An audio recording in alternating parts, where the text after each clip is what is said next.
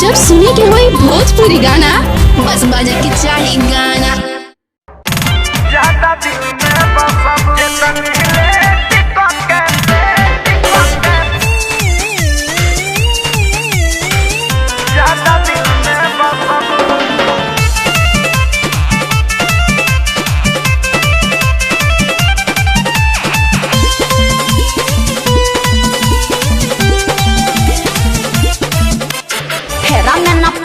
सटान न करब तोहते जवानी जियान न करब।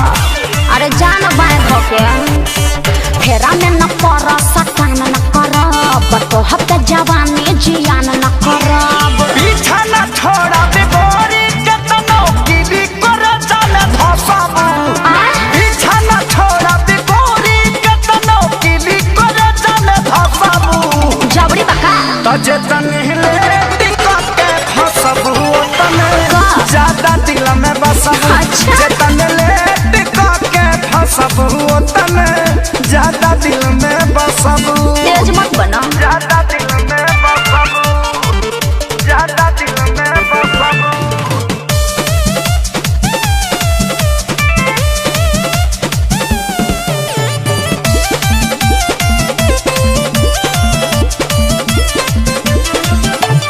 जाना पानी तोहरे बाबू कहाँ कहाँ निशाना बा। देखिया पर सुनो ये गोरी मनवा भइल दीवाना बा। आउट ऑफ कंट्रोल मत होकर बुझला ना।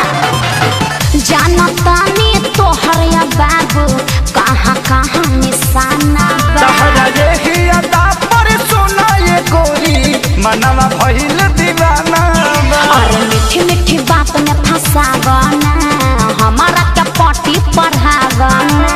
ऐसन आफर छोड़बू ता तू जीवन भर तरसबू।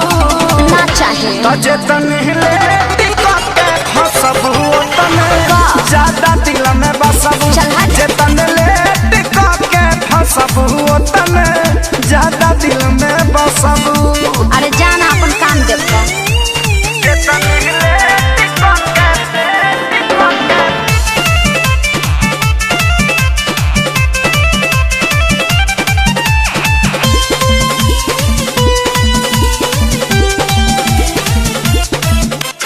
केतनो पीछा करब नाही आई तोहर बारी हो। चिट्ठी पर आइल बारे न छोड़ी है तोहके कुंदन खेसारी हो। जबरी बका जे पटा देब केतनो पीछा करब नाही आई तोहर बारी हो। चिट्ठी पर आइल बारे न छोड़ी है तोहके कुंदन खेसारी हो।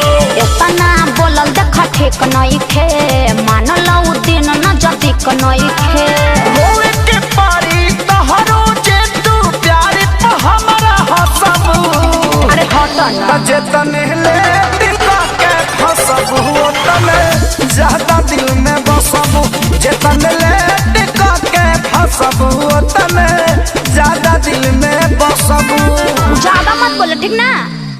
पीछा न छोड़ा